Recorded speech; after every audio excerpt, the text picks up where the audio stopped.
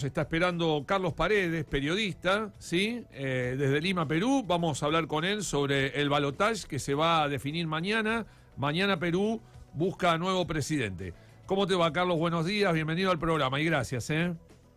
Hola Marcelo, ¿cómo estás? Saludos a todos por allá en Mar del Plata, en Argentina. Como dices, estamos viviendo las últimas horas de hoy sábado. Mañana empieza esta segunda votación, balotaje, para elegir al próximo presidente o presidenta de la República de Perú. Y aquí la cosa está muy polarizada y más que eso, estamos con una final de fotografía, ¿no?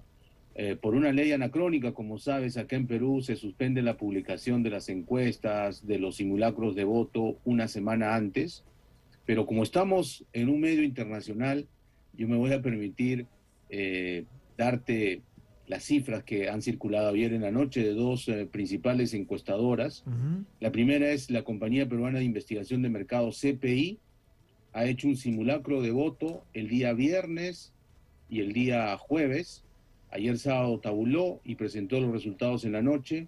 50,1 de votos válidos para la candidata Keiko Fujimori y 49,9 para Pedro Castillo con su partido Perú Libre. La otra encuestadora, Ipsos Perú, también ha hecho un simulacro de votos y ayer presentó sus resultados. Para ellos, Pedro Castillo tiene 50,5 y Keiko Fujimori 49,5. Como ves, estrechísimo margen, todos dentro, obviamente, del margen de error estadístico. Se ha elucubrado muchas teorías, pero lo cierto es que cualquiera puede ganar, Marcelo. Esta votación va a ser de infarto. Lo único que queremos los peruanos es que una vez que se conozcan los resultados oficiales de los organismos electorales, el perdedor acepte su derrota y el ganador nos llame a un gobierno de unidad nacional, porque lo que necesitamos precisamente es el concurso de los mejores peruanos para administrar un país que está en crisis. Yo le decía a Melissa recién, cuando estábamos analizando un poco la situación, la realidad de tu país, ¿cómo va a votar la población rural de los Andes y la Amazonía? Digo, ¿puede ser que Castillo tenga un poco más de voto oculto que Fujimori en esas regiones, en esos lugares?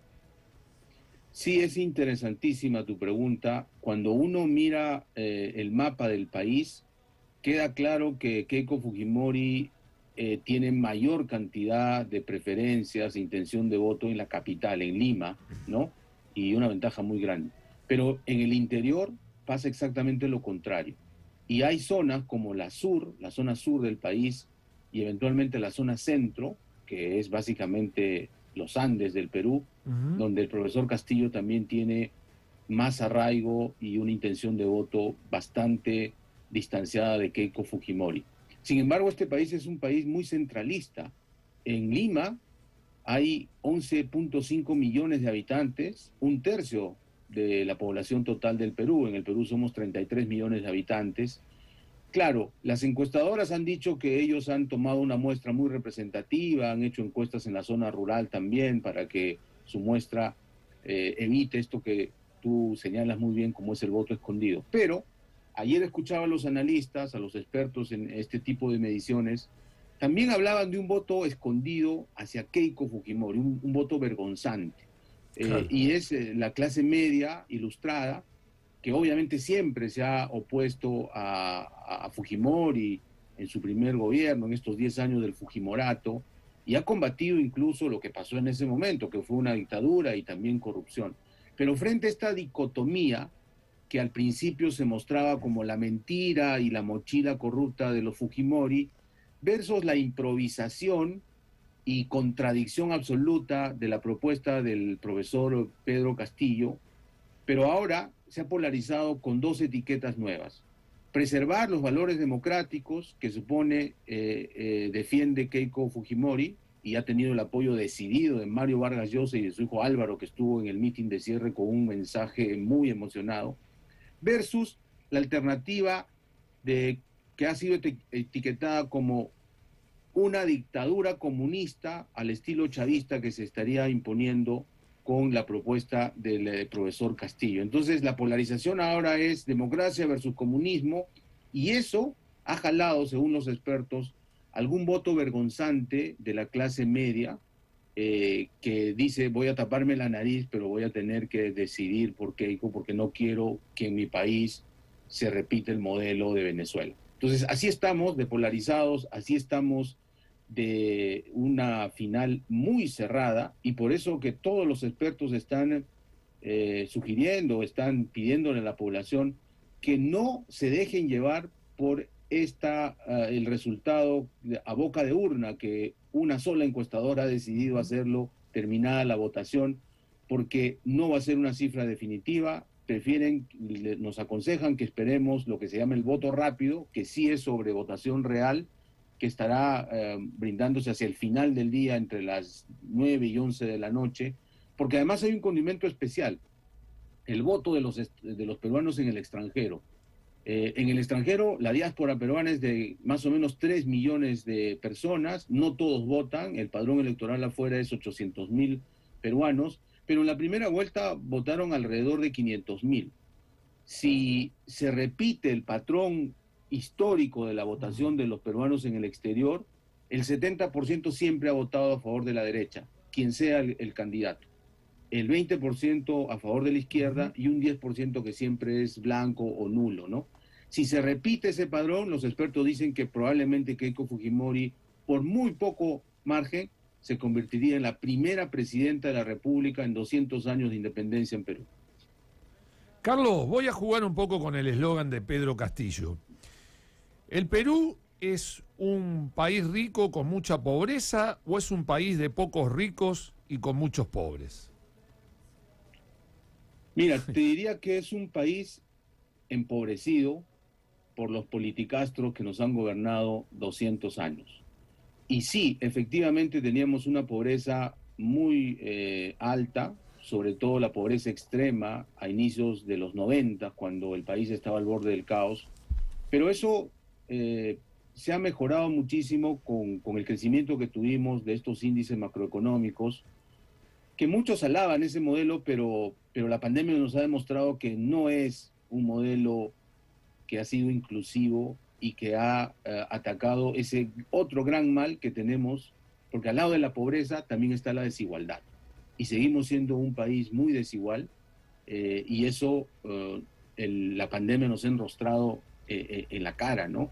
La salud pública y la educación pública han sido, digamos, los dos sectores descuidados en el Perú, y por eso es que hay un gran sector de los peruanos que apoya al profesor Castillo, claro, que quiere un cambio de modelo, ¿no? Que ya no cree en esta economía social de mercado que tanto se ha promovido en el Perú, sino quiere quizá mayor intervención del Estado, por lo menos en estos dos puntos claves, salud y educación, mientras que los defensores del modelo dicen: no ha fallado el modelo, lo que han fallado son los políticos que pusieron en marcha este modelo, que no supieron hacer su trabajo y más bien se corrompieron, porque en eso sí somos campeones.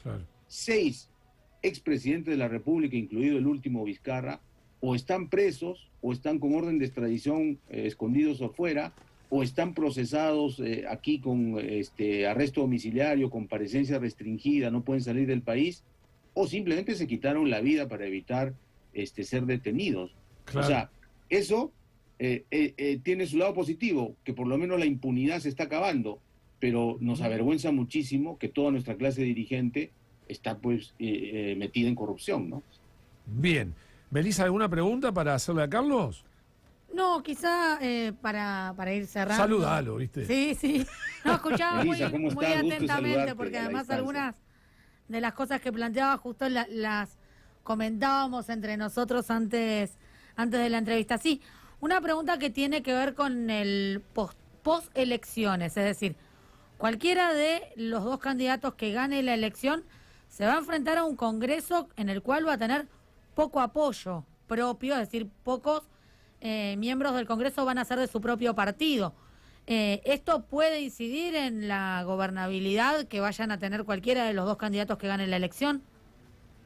Sí, por supuesto, Melissa, ese es el gran reto de cualquiera que salga elegido presidente este domingo.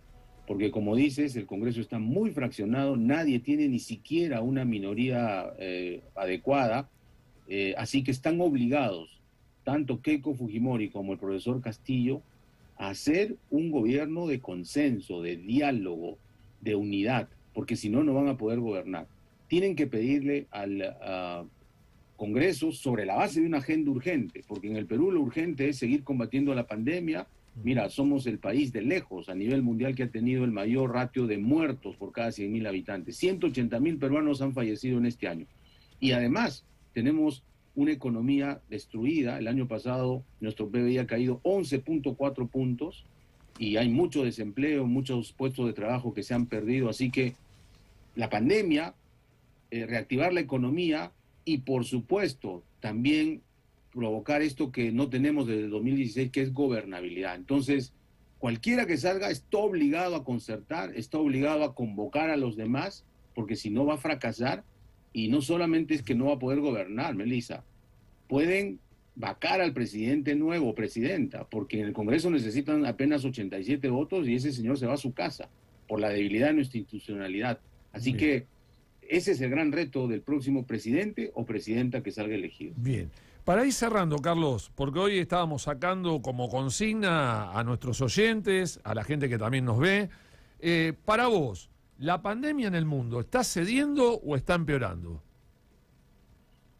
Mira, yo creo que si vemos a los países del norte, ya casi se están restableciendo las actividades en general, la vacunación está ya logrando eso que llamamos la inmunidad de grupo, ¿no?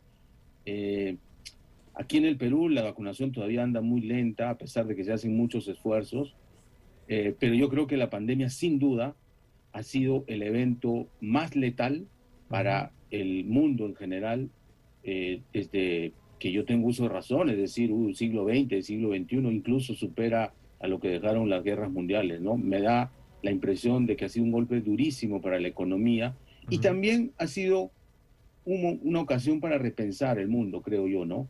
Ya no vamos a volver a eso que se llamó la vieja normalidad, sino que hay que aprovechar este desastre para, digamos, tener un modelo distinto de desarrollo y también de correlación entre nosotros, ¿no? Carlos, querido, muchísimas gracias. En otro Zoom, en otro encuentro, te voy a preguntar si te leíste todos esos libros o sirve para adornar el Zoom de hoy. No, Marcelo, mira, yo no soy coleccionista de libros, trato de leerlos, pero como tú dices, lo que falta es tiempo, ¿no? Mentiría si te digo que he leído todo. No. En una parte hemos leído y lo tenemos de consulta a veces para dar clases o para escribir algo. Pero te queda perfecta uno la acumula lo que quiere y yo siempre compro libros. Es hermoso. Mi mujer me dice que ya no los compre, entonces he llegado a un pacto con mis hijas que los libros que leo, si leo libros recién tengo, digamos, la opción de comprar uno nuevo. Así ¿Qué te parece? Libro leído por uno nuevo, así para no incrementar la biblioteca. Acompañado no, pero con un libro nunca estás solo. Eso es verdad, sí. Te mando un abrazo grande. Gracias, Carlos. Gracias, Marcelo, Melissa. Hasta la próxima. Gracias, Carlos. Carlos Paredes, bueno, esta conexión con Lima, Perú. Comentario. Tengo la misma regla que le impusieron a Carlos. Me he puesto la regla de que hasta que no leo un libro no me compro uno nuevo. Así que estamos ahí en sintonía con Carlos Paredes de Perú. No tengo una biblioteca del tamaño de la suya, pero la voy incrementando bastante seguido, entonces es una buena regla para quienes consumimos muchos libros. Exactamente. Bueno, ¿con qué cerramos? No, nos vamos a la música, pero antes un mensajito de uno de nuestros oyentes, Diego, que siempre nos escucha y que dice, con respecto a la pandemia, diría que está cediendo en los sectores que ya están vacunados, con menos internaciones y muertes, pero como las variantes son más contagiosas, está aumentando entre los no vacunados.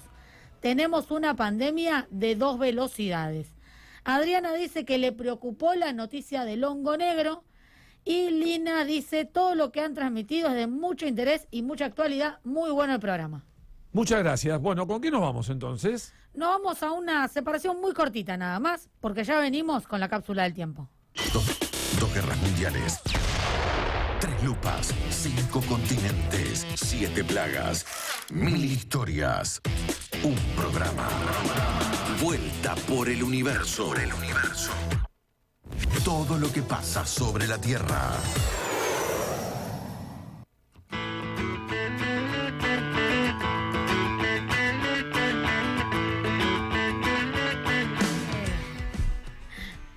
¿A qué fecha de la historia nos vamos en esta cápsula del tiempo? Bueno, en realidad, hace unos días atrás se conmemoró el aniversario del primer mandato de Isaac Rabin. Un Isaac Rabin que había nacido un 1 de marzo de 1922 en Jerusalén, murió de forma violenta en Tel Aviv un 4 de noviembre de 1995. Su primer mandato fue del 3 de junio de 1974 al 22 de abril de 1977 y posteriormente tuvo un segundo mandato, ahí lo tenemos, el famoso acuerdo de Oslo, ¿no? Entre Rabin, Shimon Peres, que también Shimon Peres fue alguien muy importante en estos acuerdos de la paz, que era el canciller israelí. ¿Sí? Exactamente. Y Yasser Arafat, el líder de la Organización de la Liberación para Palestina, juntamente con el expresidente Bill Clinton, ¿no? El señor Habano. Sí, pero una de las negociaciones más importantes que emprendió Bill Clinton durante su mandato, que fue propiciar estos acuerdos de Oslo. Exactamente, porque ese acuerdo de Oslo también le dio la posibilidad a Rabin, a Shimon Peres y a Arafat recibir el Premio Nobel de la Paz compartido, ¿no? Por sus esfuerzos por lograr la paz que culminó en lo que decía Melissa, en los acuerdos de Oslo, serie de acuerdos firmados entre el gobierno de Israel y la Organización para la Liberación de Palestina para ofrecer una solución permanente en el conflicto palestino-israelí, militar y político israelí. Había sido Isaac Rabin, como decíamos, Premio Nobel de la Paz, y bueno, obviamente, tras la firma, los extremistas, grupos de extrema derecha en Israel que se oponen al proceso de paz, inician una serie de atentados terroristas. Rabin insiste en llevar adelante el proceso de paz como si no hubiera terrorismo, mientras el terrorismo seguía como si no hubiera proceso de paz. Esto era, ¿no?, un ida y vuelta. El 4 de mayo del 94, Rabin firma el acuerdo de Gaza y Jericó, que concedía la autonomía a los palestinos en esos territorios. Las fuerzas de defensa de Israel se retiraron. El 24 de septiembre del 95, Israel y la OLP firman los acuerdos de Oslo II, que amplía la zona bajo el control de la nueva autoridad palestina en Cisjordania. Y el 26 de octubre del 94 se firma el Tratado de Paz entre Israel y Cisjordania. El 4 de noviembre del 95, con el ánimo de reforzar a los partidarios del proceso de paz, Rabin es convocado a un acto multitudinario en la Plaza de los Reyes de Israel, plaza que hoy se llama Plaza Isaac Rabin, con el eslogan "Sí a la paz, no a la violencia". Lamentablemente, cuando termina ese acto por la paz, baja las escaleras del escenario, recibe un tiro por la espalda y es asesinado por un disidente israelí, Yigal Amir, el asesino que le dispara por la espalda, condenado a cadena perpetua. Bueno, más o menos un poco era recordar la figura de Isaac Rabin como un militar que había combatido mucho todo este tema, pero que después obviamente se tuvo una postura mucho más práctica, más sensible hacia los acuerdos de paz, nada más ni nada menos que en un territorio tan caliente como es la Franja de Gaza. Y la última vez que Israel estuvo tan cerca de la paz con Palestina, luego del asesinato de Yitzhak Rabin, Shimon Peres no pudo seguir avanzando, y a partir de ese momento, algunos años después, comienzan a gobernar en Israel partidos de la derecha o de la ultraderecha israelí como el Likud. Hoy hablábamos de Netanyahu.